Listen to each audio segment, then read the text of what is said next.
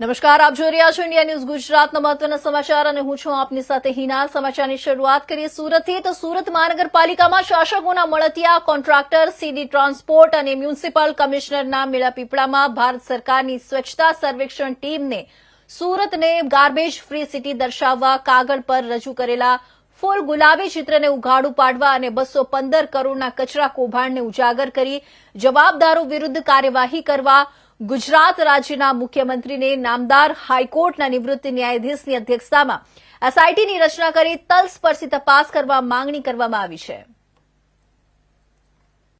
નમસ્કાર, જય હિન્દ, જય ભારત, સૌને મારા જય શ્રી કૃષ્ણ।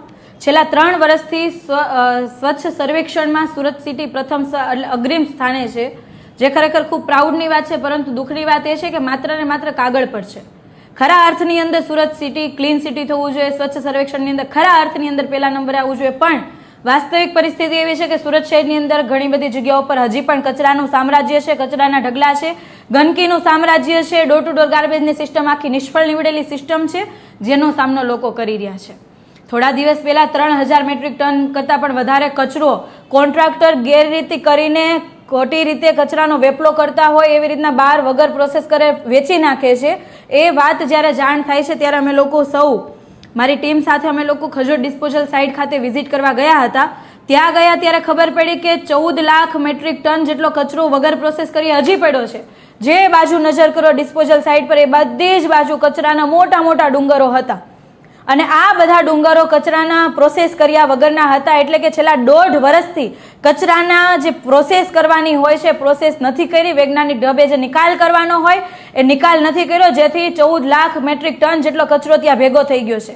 છેલ્લા 3 વર્ષની કોન્ટ્રાક્ટરને આપણે બિલ ચૂકવવાની વાત કરીએ તો એક દિવસના 2500 મેટ્રિક ટન મુજબ જો આપણે 790 રૂપિયા ભાવે આપણે જો ગણતરી કરીએ તો 2,16,26,25,000ની ચૂકવણી થવી જોઈએ કોન્ટ્રાક્ટરને। આમાંથી કેટલી ચૂકવણી થઈ છે, કેટલી ચૂકવણી બાકી છે એ ખૂબ મોટો સવાલ છે, અને અધિકારીઓ પણ આંકડાઓ છુપાવી રહ્યા છે, જેથી આમાં ખૂબ મોટી શંકા ઉપજે છે। આટલો કરોડો રૂપિયાનો જો કચરાનો નિકાલ, આ જે 14 લાખ મેટ્રિક ટન જે કચરો હજી પણ પડ્યો છે, જે ગંભીરતાને ધ્યાને લઈને અમે માનનીય મુખ્યમંત્રીશ્રીને આ બાબતે રજૂઆત કરી છે કે તાત્કાલિક ધોરણે નિવૃત્ત જજની આગેવાનીમાં એસઆઈટીની રચના કરવામાં આવે। માનનીય મ્યુનિસિપલ કમિશનર જે આ તમામ જગ્યા પર જવાબદાર છે, છેલ્લા 3 વર્ષથી આખો આ વેપલો ચાલી રહ્યો છે અને એ છાવરવા માટેની નીતિ હર હંમેશ અપનાવી રહ્યા હતા, ત્યારે એમના વિરુદ્ધ કાયદેસરની કાર્યવાહી કરવામાં આવે અને તાત્કાલિક ધોરણે સુરત મહાનગરપાલિકામાંથી એમની બદલી કરવામાં આવે, નિષ્પક્ષ તપાસ કરવામાં આવે। સાથે સાથે સોલિડ વેસ્ટ મેનેજમેન્ટ 2016 અને પબ્લિક હેલ્થ બાયલોઝ 2015નું ઉલ્લંઘન કરતા કોન્ટ્રાક્ટર એટલે કે સીડી ટ્રાન્સપોર્ટને તાત્કાલિક ધોરણે બ્લેકલિસ્ટ કરવામાં આવે। નવી ટેન્ડર પ્રક્રિયા કરીને આખા દેશની અંદર તમામ લોકો એમાં પાર્ટિસિપેટ કરી શકે એવું ટેન્ડર બનાવીને કોઈ સારા વ્યક્તિને કામ સોંપવામાં આવે અને તાત્કાલિક ધોરણે જે કચરો 14 લાખ મેટ્રિક ટન ભેગો થયો છે એમનો નિકાલ માટેનું સુવ્યવસ્થિત આયોજન કરવા માટેની માંગ કરી છે।